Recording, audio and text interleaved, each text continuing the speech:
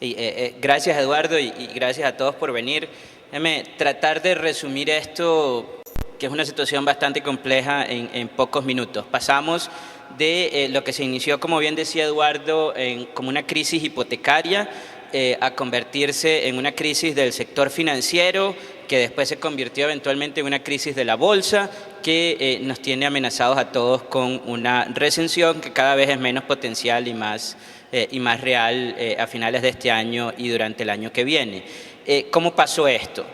Si comenzamos en el sector hipotecario, hay dos cosas que me parece son claves que ayudan a explicar mucho de esto. Una tiene que ver con la tendencia en el mercado y las tasas de interés. Y lo que vimos desde principios de la década del 2000 fue una baja, sobre todo los primeros años, una tendencia a la baja muy fuerte de las tasas de interés que propició una gran expansión crediticia tanto a nivel de los consumidores como a nivel de las empresas.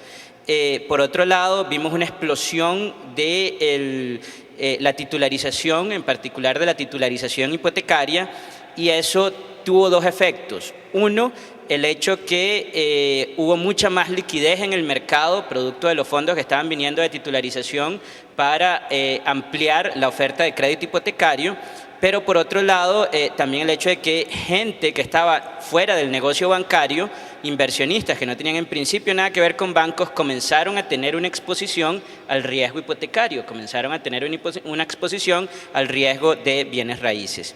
Estas dos tendencias juntas causaron probablemente la segunda explosión más grande en la proporción de la población que es dueña de casa en Estados Unidos. La primera expansión grande pasó de la década del 40 a la década del 60, cuando nos movimos de 45% de la población siendo dueña de casa a un 65% de la población siendo dueña de casa, pero desde los 60 se mantuvo muy flat esa proporción hasta la década del 2000, cuando se dio el brinco hasta un 70% de la población siendo dueña de su propia casa.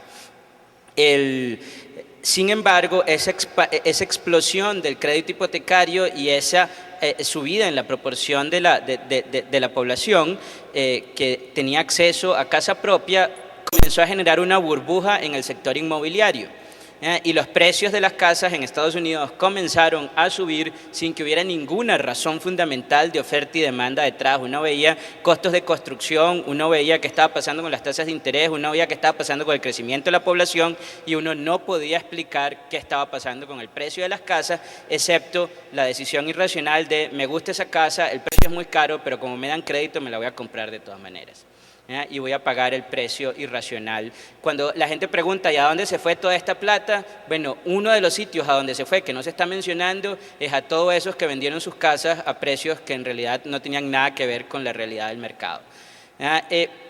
Ahora, dentro de este mecanismo de titularización, básicamente hubo abusos y entramos en un problema de riesgo moral, porque muchas veces el que originaba el crédito hipotecario no era el que conservaba ese riesgo en sus libros y sufría las consecuencias de las pérdidas o no, sino que simplemente originaba el crédito, lo empacaba en un bono y se lo vendía a un inversionista que en teoría era el que estaba corriendo el riesgo. El problema es que muchos de esos inversionistas compraron esos bonos asumiendo que lo peor que podía pasar era que los precios de las casas no iban a bajar.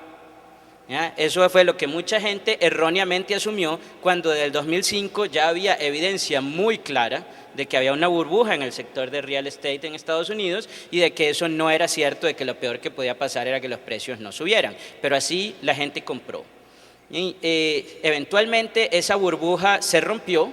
Alguien se hizo la pregunta, la gente de Wall Street dice la pregunta estúpida de preguntar, ¿pero cuánto vale en realidad esa casa? Y cuando empezaron a sacar las cuentas no tenía ningún sentido lo que valía, la burbuja se rompió, los precios de las casas se vinieron hacia abajo y eso se combinó con otras dos variables para crear lo que yo llamo una tormenta perfecta para el sector financiero. Por un lado, comenzaron a subir los precios de los commodities, de los alimentos y de la energía. Y eso tuvo dos consecuencias. Uno, los consumidores tienen menos ingreso disponible para pagar las cuotas de los préstamos. Y dos, la Reserva Federal y los bancos centrales, ante las presiones inflacionarias, comienzan a subir las tasas de interés. Entonces, tenemos un montón de gente con crédito hipotecario, en un ambiente donde el precio de la propiedad baja, las tasas de interés suben y por lo tanto la cuota que tienen que pagar es mayor y al mismo tiempo ellos tienen menos ingreso disponible para pagar. Y eso básicamente generó una situación insostenible, que combinada las tres cosas llevó a la crisis del sector hipotecario. Ahora, ¿por qué pasamos de una crisis del sector hipotecario a una crisis del sistema financiero? Ahí tiene mucho que ver este juego de la titularización, porque aquí, como les comentaba antes, parte de lo que pasó es que gente que no estaba en el negocio bancario comenzó a tener exposición, sin embargo, al riesgo del crédito hipotecario. Y cuando ese crédito hipotecario sufrió, esa persona terminaron pagando los platos rotos. Aquí, si quieren, hay que diferenciar dos tipos de exposición. Hay lo que es exposición indirecta, porque uno había comprado esos bonos que dependían del pago de las hipotecas. Al no poderse pagar las hipotecas, entonces uno sufre pérdidas. Pero también hay exposiciones indirectas que tienen que ver con derivados de crédito que estaban amarrados a el tema de bienes raíces. Y entonces lo que vimos, de hecho, del 2002 al 2008 fue una explosión en derivados de crédito como los credit default swaps, que pasaron de 2.000 trillones de dólares, de 2 trillones de dólares en el 2002 a 55 trillones de dólares estimados en el 2008. Eso, solo para que se den una idea, 55 trillones de dólares es más o menos el estimado del PIB mundial. ¿Sí? Y vimos una exposición enorme en ese tipo de derivados. Entonces, la primera ola es la gente que tenía esos bonos en balances, que comenzó a perder dinero. La segunda exposición es la gente que pierde no por tener esos bonos, sino por tener derivados que están amarrados de alguna manera al pago de esos bonos. Y esas crisis en el sector financiero generaron un crunch crediticio. En otras palabras, los bancos comienzan a decir: estoy teniendo demasiadas pérdidas, la volatilidad es muy alta, no le presto a nadie. No le presto a nadie, ni siquiera se prestan entre ellos. De hecho, si uno ve lo que pasó con la diferencia entre la LIBOR a 3 meses, que era la tasa a la que ellos se prestaban entre ellos, y la tasa a 3 meses de las letras del Tesoro, básicamente la diferencia se comenzó a ampliar enormemente. En otras palabras, los bancos comenzaron a percibir que prestarse entre ellos mismos era cada vez más riesgoso. Y si no se querían prestar entre ellos, mucho menos nos querían prestar a todos nosotros.